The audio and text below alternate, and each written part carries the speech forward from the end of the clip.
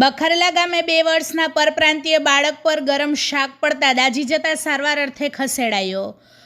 પોરબંદરના બખરલા ગામે પરપ્રાંતીય મહિલા ગરમ શાકનું વાસણ લઈને જતા હતા ત્યારે બાળક સામેથી મહિલા સાથે અથડાતા શાક બાળક પર પડ્યું હતું. આ ઘટનામાં બાળક દાઝી જતા તેમને સારવાર અર્થે ખસેડાયો હતો.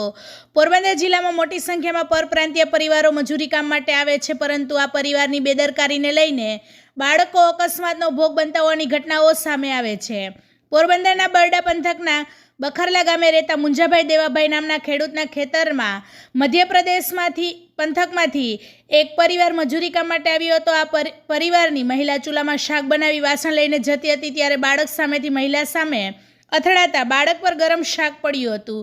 આ ઘટનામાં બડોલે તેજ પવનભાઈ 2 વર્ષના બાળકને શરીરના ભાગે ઈજાઓ થતાં ખેડૂત દ્વારા ખાનગી વાહન મારફતે સારવાર અર્થે ખસેડાયો હતો અને પોરબંદરની સરકારી ભાવસીજી હોસ્પિટલ ખાતે ખસેડવામાં આવ્યો હતો અને હાલ આ બાળકની સ્થિતિ સામાન્ય છે અને હોસ્પિટલના સર્જરી વિભાગમાં સારવાર હેઠળ છે.